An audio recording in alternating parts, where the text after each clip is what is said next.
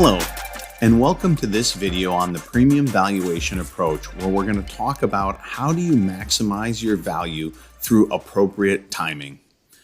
Most sellers think that there's sort of like an absolute good time to sell or an absolute bad time. The reality is it's far more nuanced, and there's multiple factors that go into timing your exit correctly.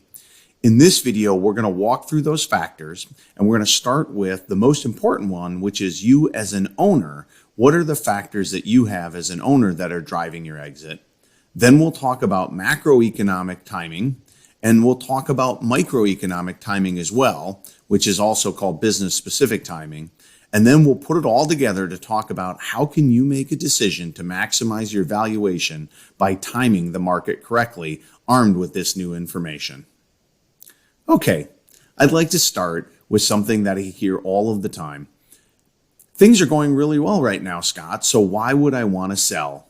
You may have already thought that, or you may have talked with somebody in the industry that has thought that as well. And here's my answer to that. There's only two times when you can sell your company. The first is when it's going well. And the second is when it's not going well and nobody wants to buy it. Which brings us back to what? Point number one. The fact of the matter is the bulk of you are going to sell your companies when it's going well. And so the answer isn't, I shouldn't sell it when it's going well. It's at what part of it going well should I exit? It's a totally different framework, but hopefully gets you in the mindset of how to maximize your value through timing. Okay, we're now at market. We are talking about the exit timing being established in the maximize phase. We're going to talk about these things. We're going to talk about actually when do you typically get paid and what the conditions are like while you get paid. We're going to talk about owner considerations, which I always argue is most important. Then we're going to talk about the micro conditions in your business, as you can see, which is the 80% of the 80-20 rule. And then we'll also talk about the macro conditions, the 20%, which I always like to say is the least important, but it's certainly the most obsessed about. You may have heard people talk about, oh, the market's not great anymore, therefore I shouldn't exit. Those types of concepts. Okay. If you just think about it on a surface level, the common thought out there is that it takes about 6 months to get from market to closing, and then you get paid. And it looks like this. You take a couple months and you do the preparation and kind of get yourself together. You take another month and you market yourself out to potential acquirers. You contact them. Then you take another month and you've got meetings and negotiations around an LOI. And then you take, another couple months, you finalize the deal and you close. And if you look at the sum total of all of that, that's 20 to 26 weeks, or about a half of a year. And then, while most people recognize this isn't exactly the case, it's still sort of the prevailing thing that goes on in your mind, which is I go through all of these key milestones, I get them all done, and then what happens is that I get from a signing to a closing and I get paid.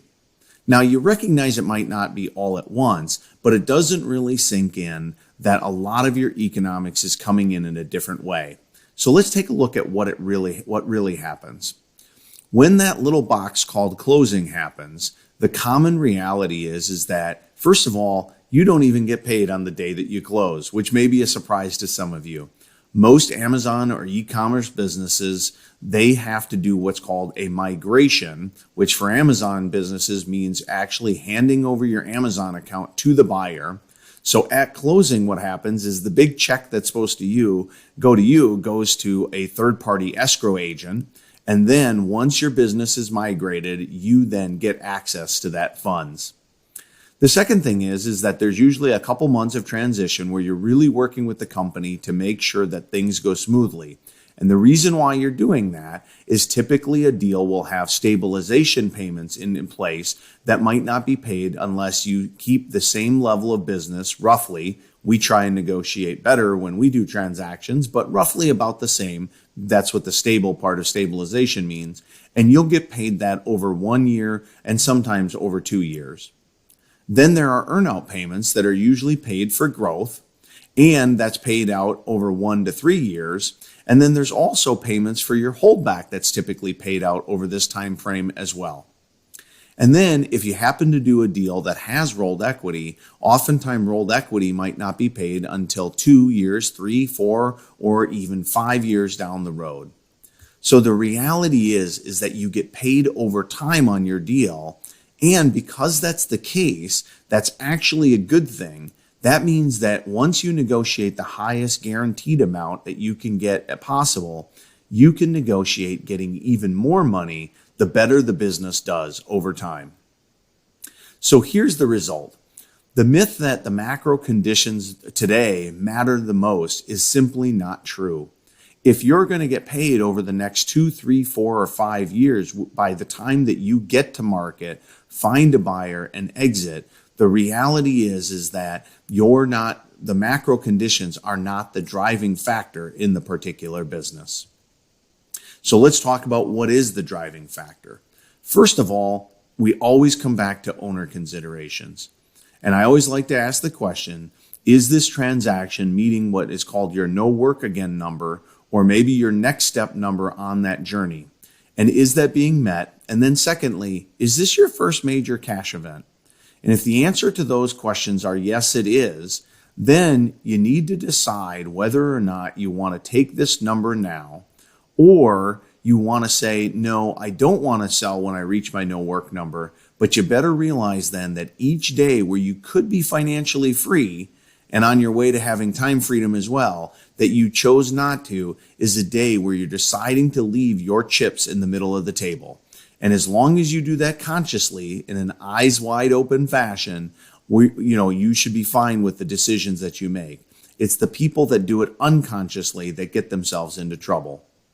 And remember, this is not one lane where you have to sell 100% of your company all at once. There are multiple transaction structures where you can, quote unquote, have your cake and eat it too, by taking some chips off the table, but still have future upside in the growth of your business. The second most important thing to look at is what's called the micro factors. And you want to exit when your micro factors are aligned. And these are things specific to your business. This means that you haven't had any deal killers in the last year. You've properly staged the business and you've minimized any major mistakes or losses in the last 12 months. Your growth rate is strong, not just on a Y over Y or year over year basis, but also the recent trends of month over month. And you're strong through the closing date, not just the letter of intent period. You still have new products coming out to drive that critical growth factor that affects your multiple. And your accounting books are in place and verified, so you know what the profitability of your business is. Now we get to the macro factors. And yes, they absolutely are important to consider.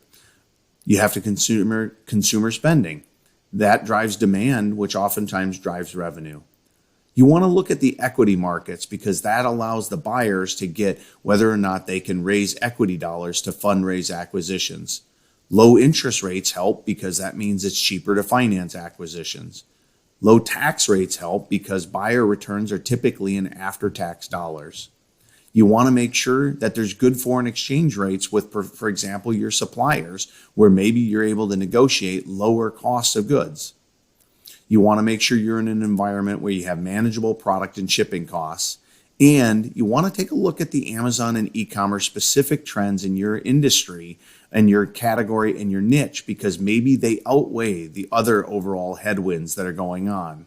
For example, it's far more important that you're in a growing niche and you're doing well in that niche than whether or not interest rates are at 4% or 6%. And finally, recognize that this key point of looking at the macro factors on a category specific, but not just the overall economy, is critical to how buyers analyze businesses. They have money to spend, and it's a lot of times about where do they place their money, not whether or not they place it or not. Okay, now that you've taken in all of those factors, you can start to take a look at when is the right time to what I say is called timing your jump. And you want to start your exit planning, obviously, already. You start the process so that you have enough time that you're still exiting in the just right section of this graph, and you don't wait until the too late, because what you want to show to a buyer is that with their synergies, there's another level that your business can achieve, and it's those synergies that get you that premium valuation. So here's some key timing takeaways. Most people overfocus on an exit as an event rather than a process that's going to pay you over multiple years. And this causes them to not think about optimizing the payments over the lifetime of the transaction, but just focus on the now of the closing. You want to test your assumptions about exiting by discussing it with various advisors, because you might have had a stock out and think you have a deal killer, but that actually can be renegotiated into showing that you might get a deal that's a higher multiple because your TTM is almost guaranteed to increase. And then finally recognize that while the macro factors get a lot of the news, because that's the only common thing that people can talk about, the micro factors that relate to your business are going to drive a deal to happen in almost every market condition. Or as I like to say, there's always a deal for great companies or even very good ones that have timed their exits correctly. Okay, now that you're armed with this information, the steps are to set an action item for your business. And when you're reviewing your monthly financials, make sure that you're updating your go-to-market preparation progress and you're updating your project plan. This topic to me is so critical because it's now giving you the information to be what I call the Rosetta Stone that is the ultimate key that unlocks what is one of the biggest questions out there. When should I exit? And the answer is you have to exit when things are going well. And you now have a definitive path to get the specific items in place to maximize your valuation. You need to make sure that your project includes all of the way up, not just through closing, but through your last expected payment. And of course, you're not going to have clarity on the macro conditions from now, but don't ever lose sight of the fact that what happens 3 years from now likely will impact the total lifetime effective multiple you receive. And then you also want to make sure that you've got a process in place to update not only your valuation, but your premium valuation project plan to make sure that you're on track. Maximizing your valuation means not just maximizing your cash at closing multiple, but maximizing your lifetime effective multiple. And that means that in order to see the full time horizon of your deal, you have to look at the lifetime effective multiple across the years that you'll get paid, and then proactively set a strategic plan in place for your exit.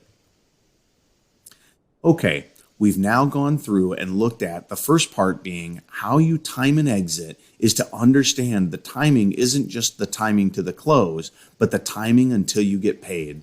And then and only then can you set a project plan in place to maximize when you've got all of your staging in place and you've timed the market correctly. Thank you.